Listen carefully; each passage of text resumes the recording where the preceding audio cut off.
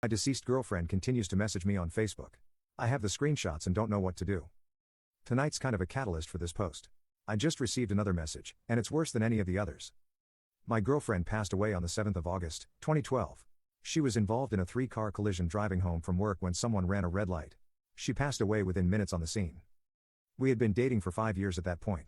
She wasn't big on the idea of marriage, it felt archaic, she said, gave her a weird vibe, but if she had been, I would have married her within 3 months of our relationship. She was vibrant, the kind of girl that would choose dare every time. She was happiest when camping, but a total technophile too. She always smelled like cinnamon. That being said, she wasn't perfect.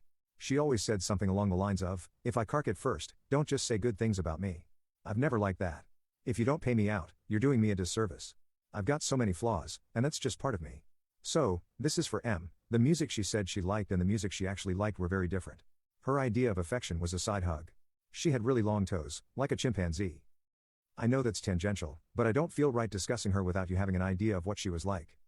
On to the meat. M had been passed away for approaching 13 months when she first messaged me. September 4, 2013. This is when it began.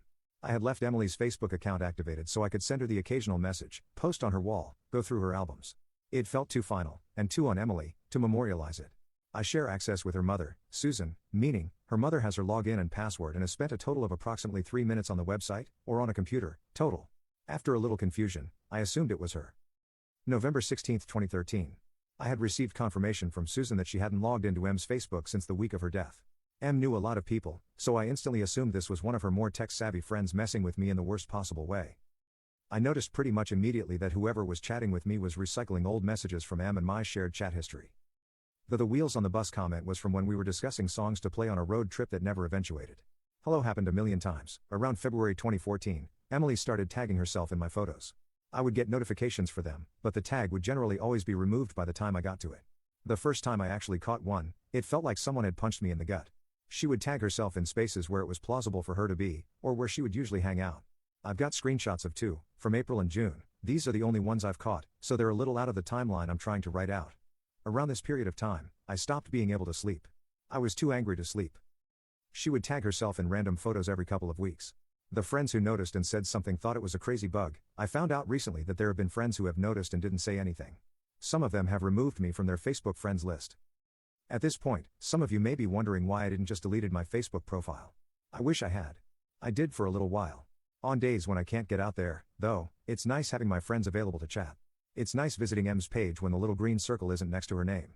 I was already socially reclusive when M was alive. Her passing away turned me into something pretty close to a hermit, and Facebook and MMOs are, my only real social outlets. On March 15th, I sent what I assumed was M's hacker a message. On March 25th, I received an answer. It wasn't until I was going over these logs a few months later that I noticed she was recycling my own words as well. My response seems kind of lackluster here. I was intentionally providing him/her with emotional bait. This is actually devastating, to keep them interested in their game. I was working off the assumption that the kind of person to do this would be the kind of person that would thrive on the distress of others. I was posting in tech forums, looking for ways to track this person, contacting Facebook. I needed to keep them around so I could gather evidence. Before anyone asks, yes, I had changed the password and all security info countless times. 16th of April. I received this. This seems like word salad. Like all our conversations so far, it's recycled from previous messages she sent. 29th of April. I hadn't discovered any leads. Facebook had told me the locations her page had been accessed from, but since her death, they're all places I can account for: my home, my work, her mom's house, etc. My response here wasn't bait. Yo, ask Nathan wasn't in joke too lame worth explaining, but seeing her say it again just absolutely crippled me. My reaction in real life was much less prettier. I'm not expecting my bond back. Her last few messages had started to scare me, but I wouldn't admit it at this point. 8th of May. I don't really have the words for this. FRE as in G is the first original word she's made. This has given me nightmares that have only started to kick in recently. I keep dreaming that she's in an ice-cold car, frozen blue and gray, and I'm standing outside in the warmth screaming at her to open the door. She doesn't even realize I'm there. Sometimes her legs are outside with me. 24th of May. I wasn't actually drunk. She wasn't an affectionate girl, and it always embarrassed her to exchange I love yous, cuddle, talk about how much we meant to each other.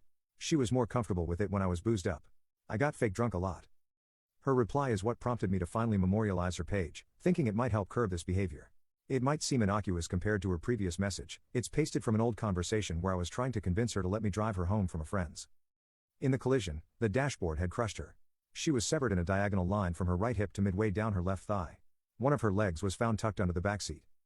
Going back in time. 7th of August, 2012. These are logs from the day she died. She was usually home from work by 4:30. This, alongside a couple of voicemail messages, is the last time I talked to her under the assumption that she was alive. You'll see why I'm showing you these soon. Yesterday. 1st of July, 2014. I memorialized her page a couple of days after I received the message about walking. Until today, she'd been quiet, she wasn't even tagging herself in my photos. I don't know what to do anymore. Do I delete her memorial page? What if it is her? I want to puke. I don't know what's happening. I just heard a Facebook alert. I'm too afraid to swap windows and check it.